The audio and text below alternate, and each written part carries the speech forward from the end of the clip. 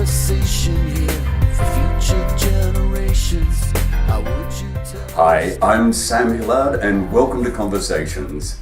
The following are random edits provided from a production for Mr. David Gibbs. I hope you enjoy them.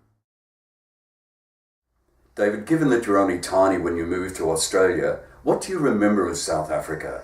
A generic memory that I do have is of our housemaid or nanny, and her name was Anna.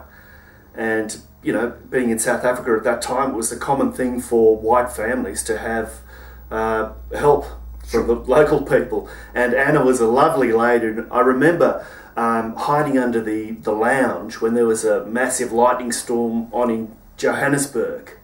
And that's one particular memory I have.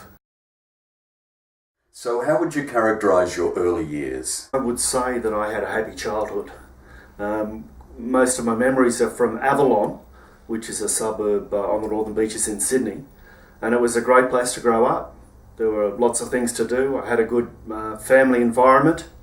So generally, happy memories. Were you a surfer boy? There was a big surf culture in Avalon. It was the late 60s and early 70s, and there certainly was an overriding surf culture. I did surf.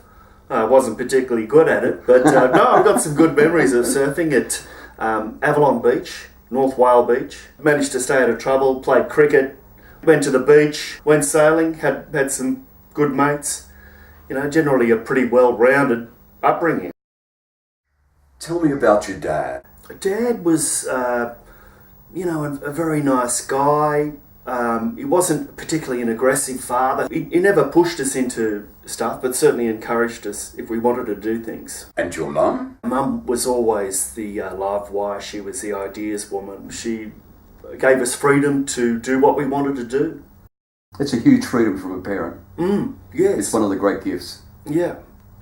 And certainly positive memories. So do you think you grabbed an equal balance from your mum and dad? Look, I do. Your dad being more conservative, your mum being the adventurous one. Do you think you're a bit of both? Yes, I do, yeah.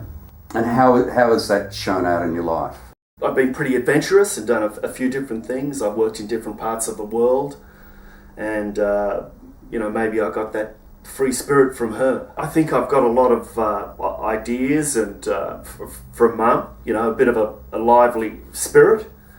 Tried a lot of stuff. And from Dad, he was more measured and conservative. And I can see parts of that in my nature now. And given that she's now a teenager, what advice would you give Anastasia? To, I suppose, follow your instincts and not worry too much about peer pressure. Well, that's the way you've lived your life and it's worked so far. Dave, thanks very much. Thank you. Leave a conversation here for future generations. How would you tell a story of your life? If you could leave a conversation here for future generations, how would you tell a story?